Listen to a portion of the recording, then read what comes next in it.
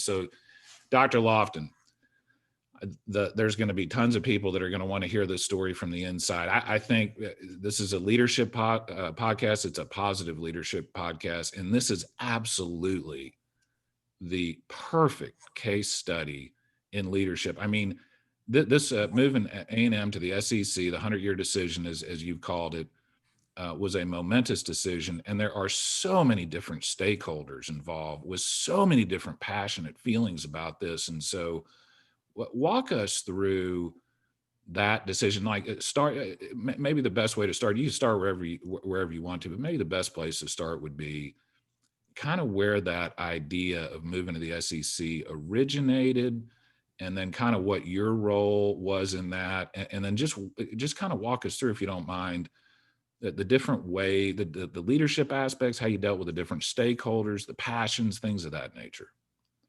Well, understand that I grew up in the Southwest Conference era. Yeah. Where I come from. And you've got to be old enough to know what that is, okay?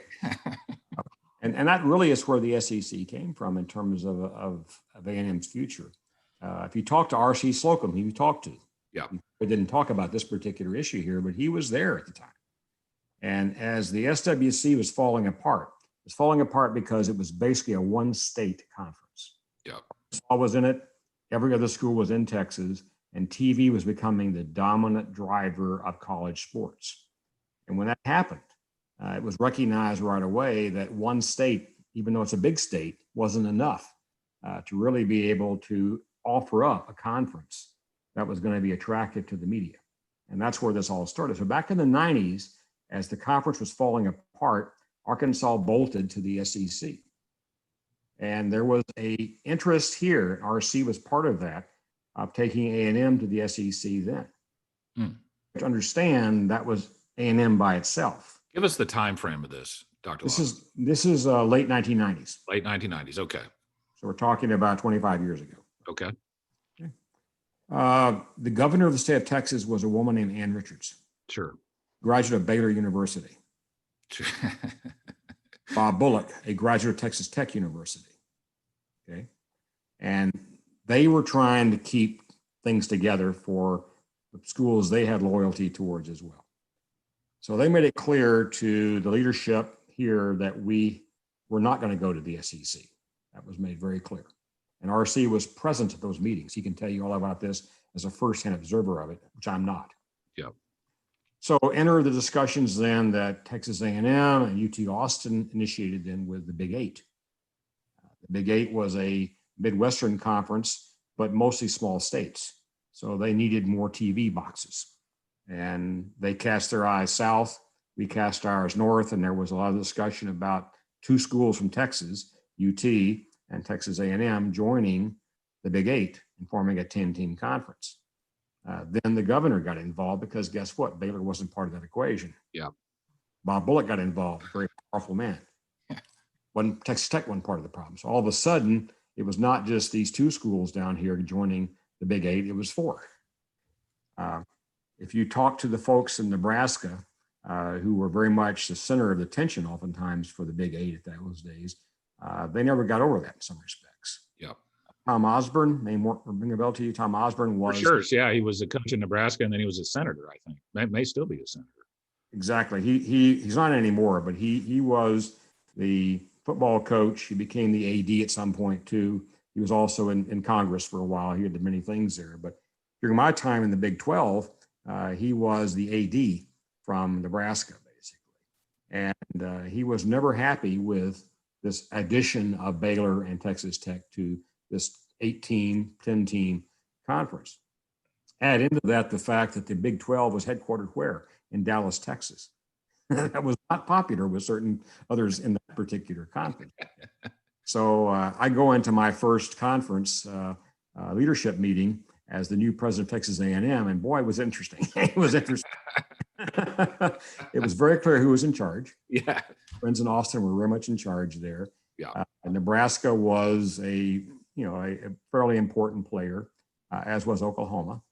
And the biggest problem the Big 12 had then and still has then is that your distribution of money is unequal. Yeah. In those days, it was based largely on how many TV appearances you had. Think about that a minute. So Yeah. who on TV almost every week? Yeah. Texas A&M. Okay. We began to see all these things were bubbling around back in the 90s here. That was the generation of the Big 12. It was the dashing of the hopes of Texas A&M to move to the SEC. And it was very much politically driven. So here we are in the Big 12, a conference bound together by a TV contract, literally. That's what bound the conference together, led by a man named Dan Beebe, who I felt had some real challenges of leadership in his role there as commissioner of the Big 12. We move forward then to my time. In my meetings at the Big 12 board, when the chancellors and presidents came together, it was so clear how things worked to our disadvantage. Yeah. We were sort of a middle of the pack school in the Big 12. As I said, the real leadership was UT Austin, followed by Nebraska and Oklahoma. And there were a few of us in kind of in the middle. Then there was the Baylor and Texas Tech and Kansas State and so on, Kansas at the bottom. It was spread out based on sort of how big these schools were, how much TV they got for exposure. A variety of pecking orders was established in that conference early on, and it showed when you walked in the door there. So at first, I thought I would try to make the best of it, and I really pushed hard to change the bylaws to make revenue sharing equitable, as it is in the SEC and always has been. That didn't fly too quickly, and so I did push hard on that. We had a real crisis in 2010. We began exploring the possibility of leaving the Big 12 for the SEC. I discussed that with my board. I got permission from them to begin working in this. Whose idea was that back the second time around? Like who was pushing that the most? Was that you? I would say I was one of the instigators of that. We had a board member named Gene Stallings. Name may be familiar to you. He was a football coach at A&M in my time. Coached Alabama after leaving here. Followed Bear Bryant at Alabama. National championship there. Also coached professionally for a while as well. So Gene was on the board. He clearly was SEC focused because he'd been in Alabama as a coach for a while and won national championship there. So I would say he was one of the ones bringing us up. Certainly another regent named Jim Wilson was part of that conversation as well. I could sense there was interest. I brought it up initially, not without pointing to the SEC saying, I don't think we're going to be well served in the Big 12. That was my basic problem here. I didn't see A&M really having a chance to become the school it ought to be as long as it stayed in the Big 12. That was sort of my thought on this.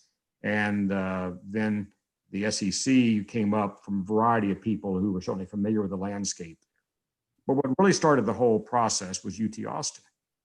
In late 2009, early 2010, they entered into conversations with Larry Scott, who was then and still is the commissioner of the PAC.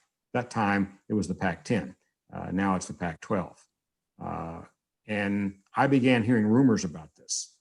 So I was in the spring of 2010 in the office of the president of UT Austin. And I asked others to leave the room so we had some privacy. And Bill Powers at the time. Yeah, he was one of my torts professors at UT Austin when I went to law school there. Yeah. Yes, I can. And he was a great teacher, I'm sure, at that time. But Bill and I in private were talking about it. I said, Bill, I'm hearing rumors that you're in conversation with the PAC about moving Texas A&M in Texas to the PAC. I can't tell you about that right now, but don't worry. Whatever happens, we'll take care of you. It took a great deal of self-control not to react inappropriately to that. A short time later, in my own office in College Station, he said the same thing to me. So it was really clear that was going on. Ultimately, Larry called me. Larry Scott called me and said, I'm going to come see you. And he showed up here and he had a plan for a 16-team conference called the Pac-16 with 2 divisions, North and South. And he had already scheduled every game and every sport. Oh, gosh. That took months of work. This wasn't a momentary thing. This was a long-term commitment he had made with Bill Powers as his consultant here to prepare for receiving not just 2 teams, but more than 2 teams to the Pac, to expand it into a 16-team conference. His vision of the world, at least the U.S. world, was 4 16-team conferences, 64 total teams that would play their own championships, and within their 4 champions would come together and define the national champion each year. That was his vision of college football, basically. Gotcha.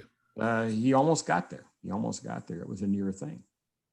So that's kind of what the context of all was going on in 2010. My concern was really doing the best thing possible for Texas A&M, which I came to believe was going to the SEC.